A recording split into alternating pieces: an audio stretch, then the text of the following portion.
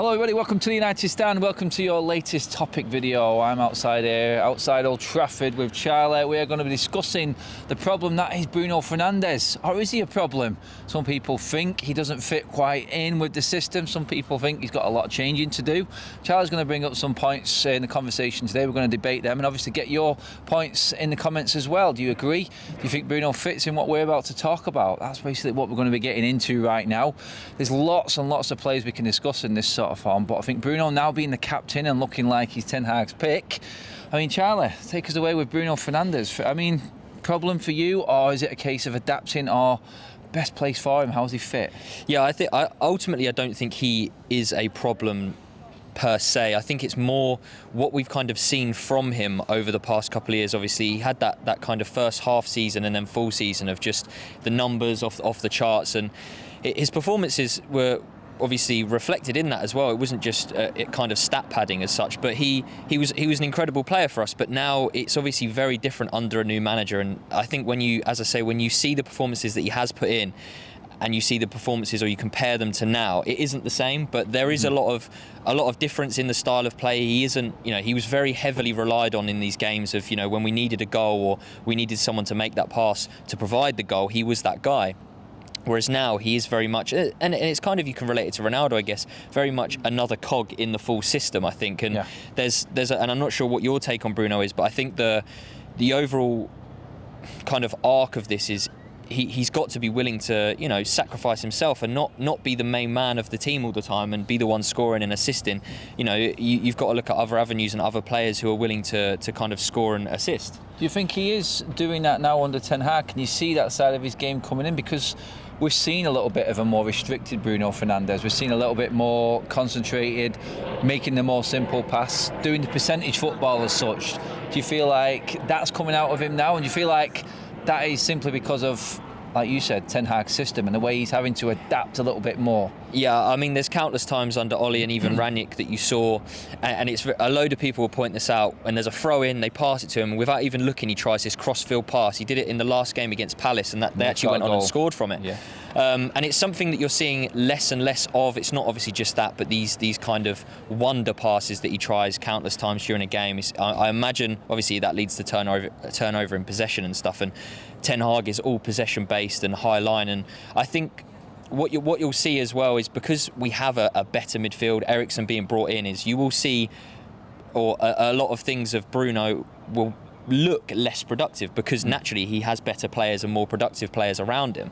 So for the most part, I do think he works well with Eriksen as well, because what we struggled to do before Eriksen was brought in is the fact of people can't struggle to find him. When he does get in these great positions, they go unnoticed because he doesn't get the ball past to his feet. But now you've got Eriksen, and it's an example of the Arsenal goal, the first one, the Antony goal, where Eriksen plays that ball into Bruno's feet, and on another day, Fred doesn't do that, McTominay doesn't do that. So ultimately, I just think it's Bruno's got to find that consistency and find almost a new role in the team of not being this main man and the guy always scoring and providing assists. And the numbers that he did put in a couple of seasons ago, he isn't going to be doing that now. Even if he does, right, it's brilliant. But what you want is more people scoring, more people providing. You don't just want to rely on Bruno Fernandes all the time. Exactly, I totally get that completely. I feel like the whole Bruno problem came about through Ollie.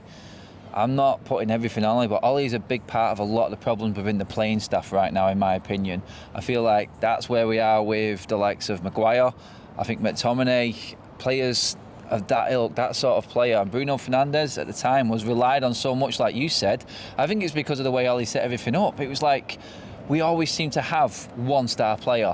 I mean, I think I said in a couple of games now over the last few of the Premier League when we've been doing better, it's nice to see a collective group of 7s and 8s out of 10 rather than 4s and 5s and maybe 1, 8 and 9 player, because that's all we've had. I mean, last season we could say that was Ronaldo, and like you said at the start of the video there, it's like another form of the Ronaldo situation right now. It's like, stop relying on a superstar or building a player up to be a superstar and everything revolving around him, and put a system in place. I don't think Ranić had time to put his in. I think they down tools on him. Ollie didn't have a system. I don't care what he says in terms of tactics. I don't think he was clued up enough. And in the end, it was a case of individual brilliance from certain players. And with the combination of Liverpool's lack of form and injuries and how crazy that season was behind closed doors, I think we lived a little bit off that, and everyone got a bit carried away, myself included. So when we brought the likes of Varane, Sancho and Ronaldo in, and the crowd was back in the stadiums, the pressure was on, they were like, here we go, this is it, and it completely went the opposite way. But I think Bruno Fernandes now, I feel, again, it's down to getting that right manager, and Ten Hag seems to be having an influence on a few players right now. I spoke about Diogo Dalot and how he's improved. I touched on McTominay then, but Bruno Fernandes, I think, as captain as well now. Do you feel like that consistent captain role is going to change the way he plays as well? I mean, look, he's a huge personality. Whether you kind of give him the armband or not, he's always going to have that drive and fight. And obviously, it's one thing that rival fans hate is, he is that stereotypical foreign player that, has that grit and determination and is willing to, win at all costs. Yeah, delve into the dark arts of football almost, right? So as much as it can be frustrating, and you look at little things of the diving and the when he kind of gets flicks and kicks and, he rolls around a little bit, and as soon as we receive the ball back, he's straight up, right? But this is what the players have got to end up doing, right? They've got to be willing to win at any cost, and that's what great teams do is they find ways to win against the opposition that are stopping them trying to win. And it's like, when you beat the teams, Liverpool would win at any cost when they were on their day, and that's why I don't think you can count them out. They've had a rubbish start to the season, but you can't count out Liverpool because they will always try and find a way to win, whether it is with the fullbacks or whether it is with Salah or Diaz or Firmino even coming into form. Like, there's countless ways, and I think that's something that Manchester United need to look at. Is, again, it comes back to not relying on one or two players, is that collective and having multiple ways of winning. Are you scared if we do put this system? Are we scared we're losing a little bit of what Bruno came in as, like that influential, that bit of stardust on top of a move, that player who can see that killer pass? Do you think we can sort of like put him into this system and actually take part of his game away, in effect? I think players can be brought in as something and then developed into something else under a different manager.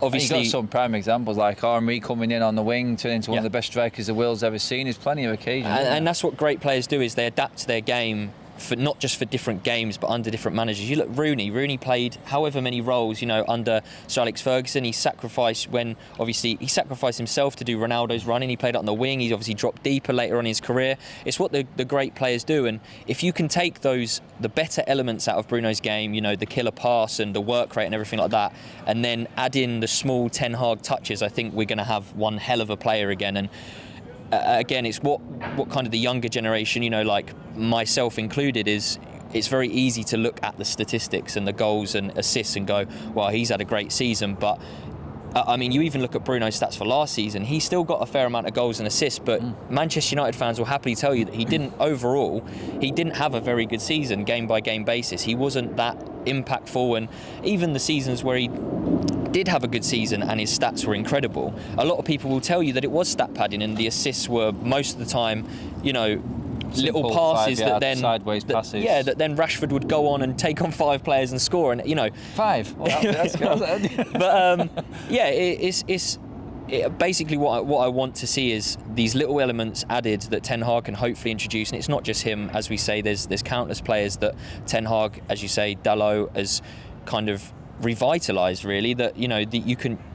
It's what I mean. There's certain players can just work differently and better under certain coaches, and that's why you see, not necessarily within the professional game, but non-league level, is when a manager leaves a club, a lot of players will go from that team that he's left with him because he trusts them, and again, you've seen with the Dutch kind of people that have been brought into United, it's players that Ten Hag trusts, understands the system. and it's almost not necessarily a stopgap, but he's brought these players in as ones that understand the system, and then throughout this season is the time to give them the kickstart. Yeah, exactly. Understanding at the start, into it's like you mentioned Bruno's stats there and everything. It's like Europe is where he's prospered. United have scored 28 goals in the last 15 away European games. Bruno's been involved in just under half of them. It says everything there that it's that moment, isn't it? There's going to be times when the system fails, and this is why I had the argument with Ronaldo and keeping Ronaldo. it's great to watch. We can see everyone working, but there's going to be that moment, and I think we had one of them against Sociedad last week, where you need that player with that little bit extra, that little bit more vision, someone who can take a game by the scruff of the neck and just win it outright, because no matter what you do, you're just going to keep coming up against the block, and it's not working, then there's that one player. That's that bit of Bruno I don't want to leave, because he can do something. And like the goal against Southampton, perfectly timed on the edge of the box, technique, everything. If you could just add that in with like what you were saying there, the best bit's the work rate, and what he does, he's encouraging players now. We're not seeing so much of the flapping around, moaning and moping. There is a bit, not going to lie, but not as much as last season. And I think it does seem like there has been a fresh blank slate start to this season, and he's one of the players I think who actually has taken it on, and he's looking like we are going to get something more from him, definitely more from what we got last season anyway. Yeah, I think the main thing that we need to see from him now is, well, he is showing, right, but we're still very early on, and as I say, the Premier League season is obviously it's a very long season. There's 38 games, and then you've got cup competitions in the middle. We just need to see that consistency brought back, and instead of and you touch on kind of moments, and this is the thing, obviously you don't want to lose the moments, but you want more than just that one player that can produce that moment, right? You don't just want to have to rely on and I feel like Solskjaer did it very well, to be fair. He probably just sat there and thought, oh, Bruno will get us out of trouble in the 78th minute, or, you know, don't worry, Ronaldo will score the winning goal, and that's what Ten Hag isn't going to want to do. He's not going to want to rely on, he's going to have his system, and then he's going to have, depending on the opposition, he's going to have plan B, C, D, and he won't have that thought. And I don't think he's that type of guy to, and what Ollie would do is leave Bruno on the pitch even when he's having a bad game. Yeah. Just because he thinks he's going to produce that moment. I don't think you'll get that with Ten Hag. I don't think he's going to be willing to sacrifice the whole team for one player. I totally agree with that. I think we've seen that already in the likes of players he's not even started, like Maguire, like Ronaldo, like changing up everything that was there before from the season gone past. I do believe that Bruno is he's a major cog in his whole machine. I do think he's one of the bigger ones, and I think he will be reliant on him. He has got leadership skills, he's got that winning mentality, and what you get from Ten Hag in all his press conferences, we have to win. We have to win. He's surrounding himself with winners. You could maybe argue against that with the likes of Ronaldo, because he is probably the biggest winner in this team, but there is that balance that he's trying to get with players he knows he can build and get better into his system, and players like Ronaldo that are probably the winning mentality, but there's no future. I think that's the balancing act, and I think Bruno, is the major cog. He is the linchpin, basically, to actually hold everything together, I think, for Ten Hag. That's how it's coming across for me, and the captaincy role that he's given him recently, I think, is a sign from Ten Hag that you are massively important, and I still think I can get more from you. That's the main thing, right? I mean, he's had, and it's not just him, I think loads of people have had off games, and you can't really be expected. You know, one or two players every now and again can have a bad game, but overall, if you want to keep this winning run, or not even necessarily winning run, because we're going to play well and lose games. Every team, you know, it happens in football. You dominate the ball.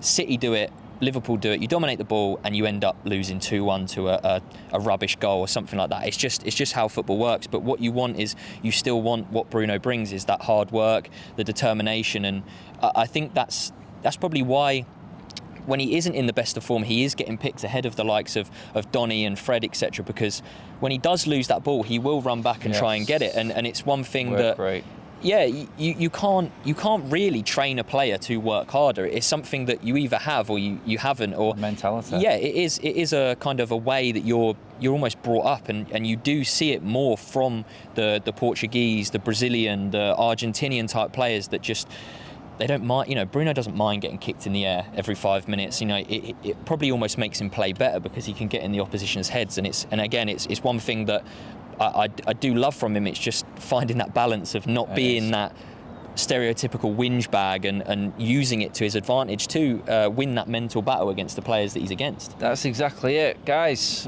let us know what you think. Get your comments in below as always. Is Bruno a problem? Do you see improvement from last season? Do you want the old Bruno back, the influential one, the game winner, the man with the stats? Or are you happy with how he's working now, the captain, the person carrying the ball, the person carrying a team at times, mentally more than anything? Yeah, technique and what Charlie said there in terms of the old Bruno throwing himself around on the floor. Let us know what you think. I think there's a change in Bruno. I'm pro Bruno. I don't necessarily think he's a problem. I think he was last season, but I'm seeing change on the Ten Hag that I like. Charlie, cheers for talking to us as always. Guys, like I said, like, share, subscribe, get your comments in below. Thanks for watching, everyone.